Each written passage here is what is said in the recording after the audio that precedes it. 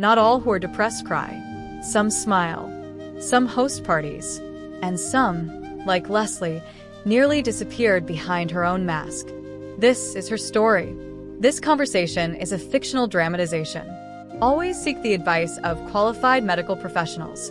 Leslie, 29, popular lifestyle influencer, sits on a velvet couch framed by LED lights and a ring light. Her makeup is flawless, outfit on point, background carefully curated. She's mid-live stream. Hey besties, life is sweet.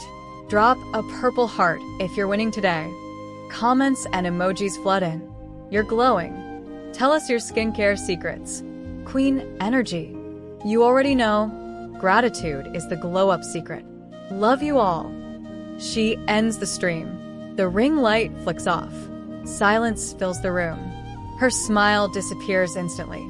She slouches, sets her phone down slowly, and exhales as if removing a heavy costume. Her body looks drained, like she just ran a marathon. The world saw energy, but energy had nothing to do with how she felt inside. At night, a more natural version of Leslie sits at her vanity, removing her makeup slowly and silently. She stares into the mirror, wipes mascara off gently. Her eyes are red, not from makeup, but from the tears waiting behind them. Every day I perform joy. Curated captions, fake laughs, filters. But when I'm alone, it's like I vanish. She curls into her bed, fully dressed, hugging a pillow tightly. Muffled sobbing under the pillow. She dabs at tears, careful not to smudge her lashes.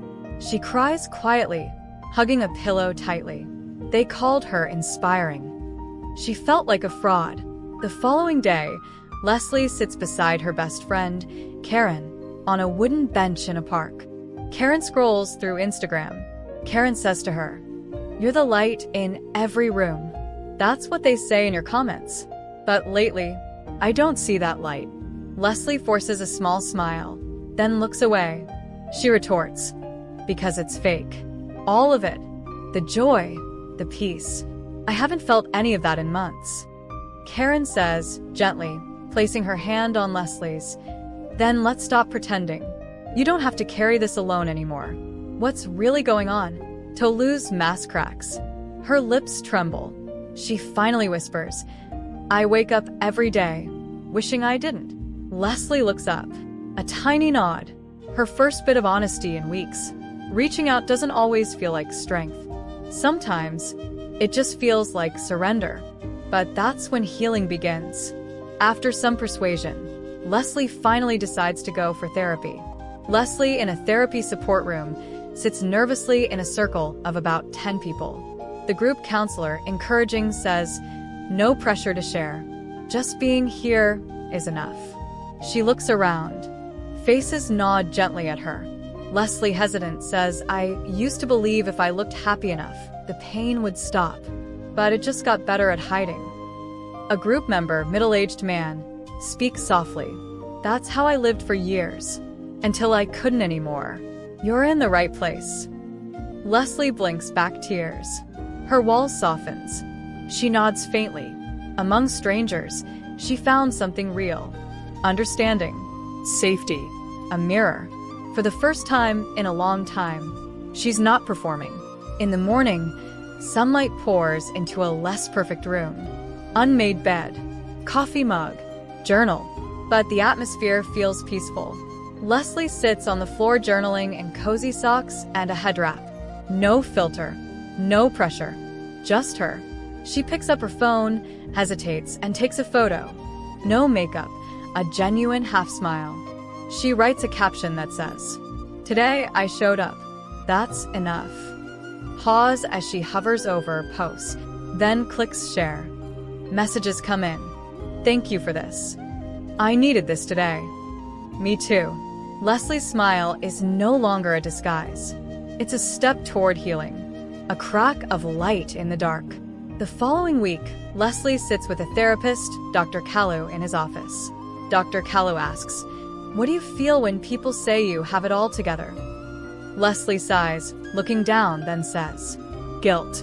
Like I'm lying to everyone and myself." Dr. Kalu says, High-functioning depression can do that. On the outside, work, makeup, jokes. On the inside, exhaustion, emptiness.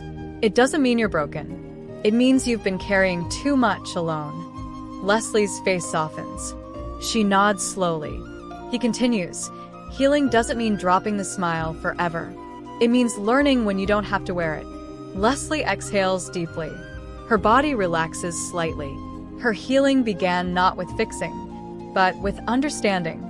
After a few weeks, Leslie speaks on a panel at a community wellness event. She says to the audience, "I thought my smile was strength, but real strength was letting myself be seen, even messy. If you're wearing a mask every day, you don't have to anymore." Audience claps. A young woman in the crowd quietly wipes tears. Leslie's smile used to be a disguise. Now it's a bridge back to others and back to herself. Later that evening, Leslie picks up her phone. She smiles gently. She sets it down and walks outside. No camera, no filter, just her. Behind the mask was always a girl worth knowing. And now, she's finding her way home.